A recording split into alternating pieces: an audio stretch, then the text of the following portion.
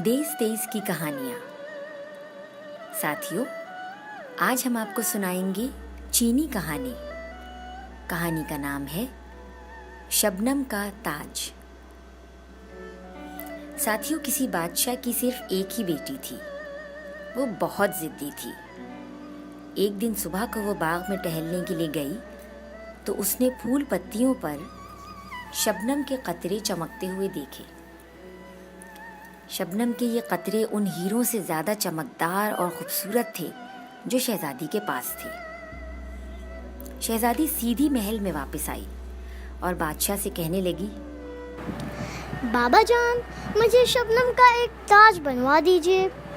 जब तक मुझे ताज नहीं मिलेगा मैं ना कुछ खाऊंगी ना पीऊंगी। ये कहकर शहज़ादी ने अपना कमरा बंद कर लिया और चादर ओढ़कर पलंग पर लेट गई।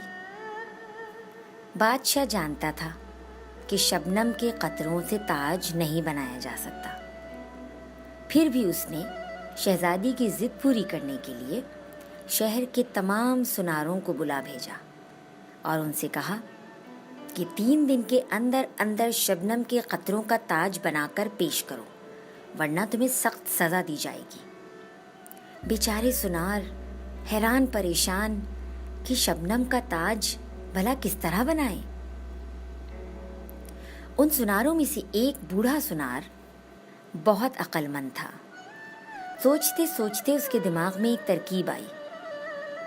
दूसरे दिन वो सुबह को महल के दरवाजे पर गया और सिपाहियों से कहा कि वो शहज़ादी का ताज बनाने के लिए आया है। सिपाही उसे शहज़ादी के पास ले गए। बूढ़े सुनार ने शहज़ादी को झुककर सलाम किया और बोला, हुजूर, मैं आपका ताज बनाने के लिए आया हूँ, लेकिन मेरी एक छोटी सी दरख्वास्त है। शहज़ादी ने पूछा, कहो, क्या कहना चाहते हो?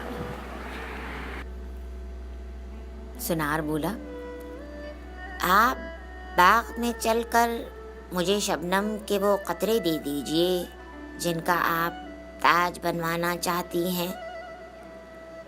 जो कतरे आप पसंद करके मुझे देंगी, मैं फ़ौरन उनका ताज बनवा दूंगा।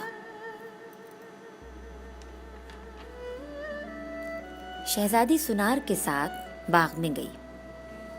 फूलों और पत्तों पर शबनम के कतरे जगमगा रहे थे, लेकिन शहज़ादी ने जिस कतरे को भी छुआ वो उसकी उंगलियों पर पानी की तरह बह गया।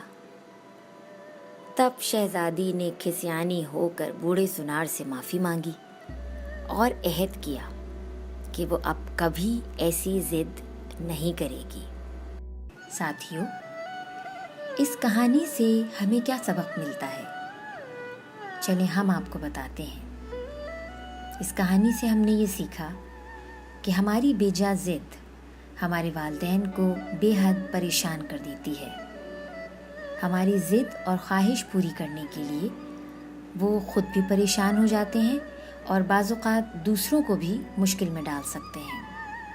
तो हमें ऐसी ज़िद हरगिज़ नहीं करनी चाहिए। उम्मीद है आपको चीन की ये छोटी सी कहानी अच्छी लगी होगी। अगली मर्तबा हम किसी और मुल्क की दिलचस्प और सबक आमूज़ कहानी लेकर दोबारा हाज़िर होंगे। शुक्रिया।